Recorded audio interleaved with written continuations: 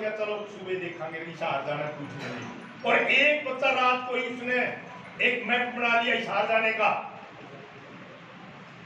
वो अच्छा जाएगा या जो आराम से सो गया वो अच्छा जाएगा? जो सोचेगा वो अच्छा जाएगा। आज जैसे मुझे अभी पता लगा है कि कम से कम 20-15-16 बच्चे 10th क्लास के, उनका कोई इरादा नहीं भाई farewell party, good party, congruent. 9th class तो इतनी एक्टिव कि आपको विदा करने हैं धक्के से, और वो कहते हैं हम नहीं विदा होते भाई, हमने कोई जरूरत नहीं विदा होने की। देखो कितना हमारा दुर्भाग्य है, और ये दुर्भाग्य इसलिए है, अब यहां भी देख लो, एक बात कह दो, कह दो सर, आप लोगों का आने वाला समय बड़ा खतरनाक होगा। हमारी बेटियां बहुत आगे जा चुकी है और तुम एक शब्द नहीं बोलते। मैं देख रहा हूं ये लड़कियां सब कुछ एक्टिविटी भी करेगी, गाना भी गाएगी, जो भी देना था। लड़का एक भी नहीं उठा, और एक ने धक्के से उठा के लिया, तीसरा भाग ही गया। हंसी आती है आपको? ये हंसी आपको 5 साल के बाद बड़ा गलत हो जाएगा। और एक हमारा समय था, आप ये कहेंगे आप कैसे बोल रहे हैं जी, हाँ एक हमारा समय था। हम जब हमारे समय में, हमारे टाइम में 10+2 नहीं होती थी। ये कब हुई? 1986 में। +2 की क्लासेस +1-2 हमारी ये शिक्षा प्रणाली 1986 में शुरू हुई। उससे पहले 10th प्रेप और first year, second year, final, 4 साल के अंदर बच्चा बीए करता था, जो हमारा टाइम था जब हम 10th क्लास में होते थे। आज जैसे +2 = 10th क्लास, उस समय बच्चे 10th क्लास में इतना सोच लेते थे। 10th क्लास में उनकी इतनी उम्र होती थी +2 के बराबर, और वो 10th से जब निकल करके जाते थे उन्हें एक ही रास्ता दिखता था। अब यहाँ नजदीक कोई और रास्ता नहीं है, या तो हिसार जाओ, या दिल्ली जाओ, या फरीदाबाद जाओ, यानी डिस्ट्रिक्ट लेवल से पहले कोई कॉलेज नहीं होते थे।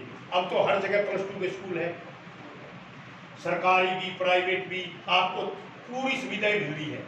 बट उस समय तो कोई सुविधा नहीं होती थी। 10वीं के बाद बच्चा प्रिपेयर हो जाता था कि मुझे 10वीं करनी है, और 10वीं करते ही बाहर जाना है। जिसने जाना है वो जाएगा, अदरवाइज जिसने नहीं जाना वो घर रहेगा। तो उस समय बच्चे हर एक्टिविटी को, मैं इसलिए कहता हूं आपको, बिल्कुल सब कुछ उल्टा हो गया। मैं इसलिए कहता हूं जब हम 10th क्लास की फेयरवेल पार्टी लेकर के अपने स्कूल से निकले थे तो टोटल का टोटल 100% काम हमने लड़कों ने किया था, और आज हम बैकफुट पर चले गए हैं और हमारी बेटी आगे आ चुकी है। बड़ी अच्छी बात है, मुझे बड़ी खुशी होती है, क्योंकि प्रकृति है ना, ये परिवर्तनशील है। सर्दी आएगी तो गर्मी भी आएगी, गर्मी आएगी तो बरसात भी आएगी, बरसात आएगी तो पतझड़ भी आएगी, पत्ते लगेंगे तो कभी झड़े भी गई। तो इतने ना झड़ो जितने तुम झड़ रहे हो, बिल्कुल ही साफ हो जाओ। थोड़ी सी कोशिश करो बेटा, आपका भाग्य है ये, आप एक अच्छे परिवार में पैदा हुए हो। कान खोल के सुन लो, भाग्य और सौभाग्य आपका, आप एक अच्छी फैमिली पैदा हुए हो। आपको हर तरह की फैसिलिटी मिल रही है, पूरी फैसिलिटी आपको मिल रही है, खाने की, पीने की, उठने की, बैठने की, पहनने की, हर आजादी आपके पास है। देखो दैट टाइम अगर हम पीछे चले जाएं तो लास्ट 20 ईयर, पिछले 20 साल पहले, बिफोर, अगर 20 साल पहले हम चले जाएं तो बहुत कुछ भी नहीं था। और आप तो भाग्यशाली हो, आपके पेरेंट्स आपके ऊपर बड़ी नजर लगाए हुए हैं कि मेरा बेटा डॉक्टर बने, मेरा इंजीनियर बने, मेरा IAS बने, मेरा IPS बने। लेकिन केवल कमी आपकी है।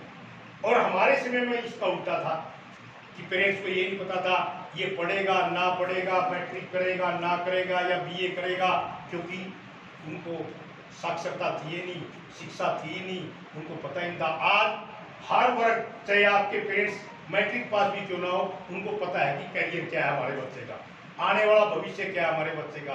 तो माय डियर, ज़्यादा समय न लेते हुए दो चार बातें ये जो मैंने कही है इनके ऊपर थोड़ी गौर करनी है।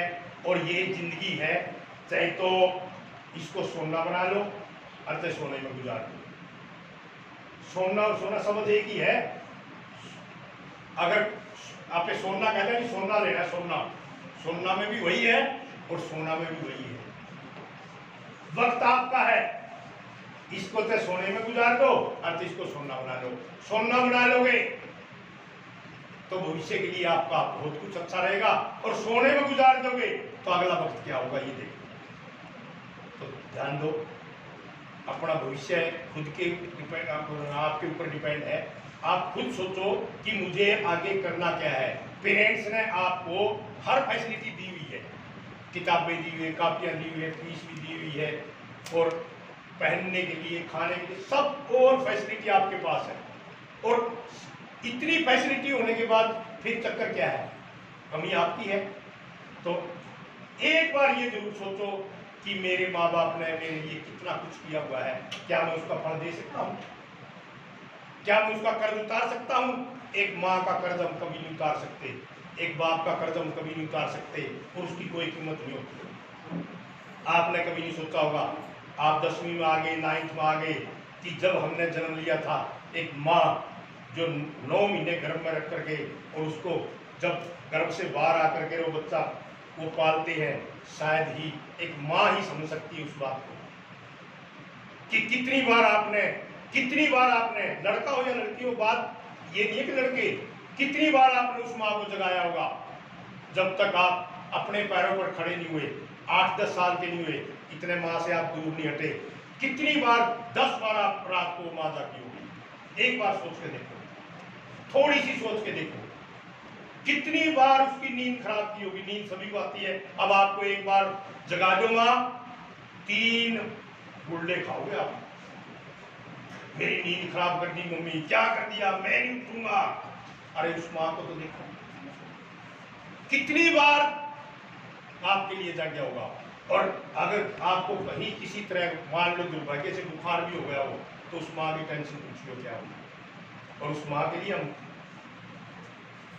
कुछ भी नहीं कर सकते, उस बाप के लिए कुछ नहीं कर सकते।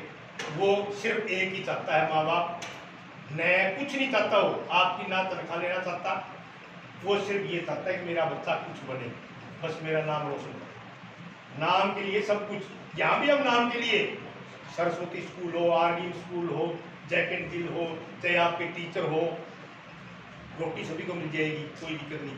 लेकिन हम मेहनत कर रहे हैं ना, अपना नाम के लिए कर रहे हैं।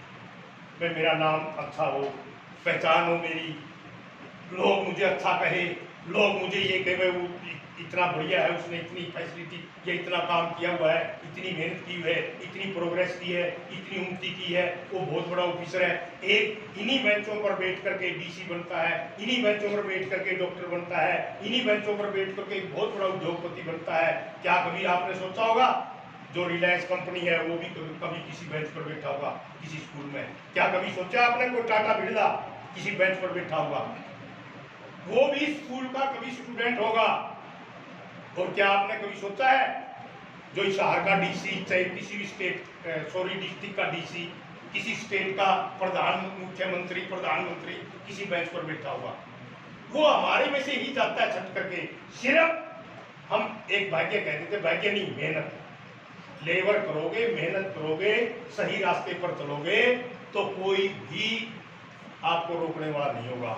और अगर 5 सूत्र आपके पास होंगे, क्या? शिक्षा, संगति, संस्कार, एकता, व्यक्तिगत पहचान, 5 चीजें अगर आपके पास है, कोई बिरला भी नहीं रोक सकता, टाटा भी नहीं रोक सकता, रिलायंस भी नहीं रोक सकती आपको, ये प्रधानमंत्री भी नहीं रोक सकता आपको। आप कुछ पद पर जाएंगे बिल्कुल। आप अच्छे बिजनेसमैन बन सकते हो अगर नौकरी ना मिली तो, क्योंकि आपका दिमाग इतना है। आप अच्छे ऑफिसर बन सकते हो, आप अच्छे डॉक्टर बन सकते हो, लेकिन मेहनत आपकी है। अगर आपने कुछ भी नहीं किया तो आप कुछ नहीं बन सकते। यही घर में ही चक्कर काट करके वापिस आ जाओगे, और इन्हीं दुकानों पर, इन्हीं खेतों में, इन्हीं मजदूरियों में, इन्हीं गलियों में घूम जाओगे। तो माय डियर, ज़्यादा समय न लेते हुए मैं तो एक ही बात कहूँगा कि मेहनत करो, अपने माँ बाप का नाम रोशन करो, और एक बार थोड़ी सी गलत स्टेप भी आपके मन में आ जाए, क्योंकि दिमाग होता है, एक काम तो हम दिल से करते हैं, एक करते हैं हम माइंड से। दिमाग, जिसको हम दिमाग बोलते हैं, दिमाग घूम जाता है कई बार, दिल कभी नहीं घूमता। दिल से काम करो, माइंड से नहीं। अगर माइंड घूम भी जाए, एक बार अपने टीचर की तरफ, अपने स्कूल की तरफ, अपने माँ बाप की तरफ देख लो। ओह, अगर मैंने ऐसा कर दिया गलत, तो मेरे माँ बाप का क्या होगा, मेरे स्कूल का क्या होगा, मेरा क्या होगा। तो आप कभी भी गलत काम नहीं कर सकते, कभी भी गलत काम नहीं होगा। सिर्फ सोचने की शक्ति, आपने बहुत अच्छा सोचना है। बी पॉजिटिव, हमेशा अच्छा सोचो, अच्छी मेहनत करो, आपका नाम अवश्य रोशन होगा। और आपका नाम रोशन होगा ना, आपका नाम रोशन होगा ना, तो आपके माँ बाप का ऑटोमेटिक नाम रोशन हो गया, कुलाना मंडी आपके गांव का नाम रोशन हो गया। तो आदि ने बोलते हुए एक ही बात कहूँगा, ऑलवेज बी पॉजिटिव। कोई भी बात सोचो, हमेशा अच्छी सोचो और पॉजिटिव सोचो, कभी भी नेगेटिव मत सोचो, और अपना नाम रोशन करने के लिए खूब मेहनत करो। इन्हीं शब्दों के साथ जय हिंद।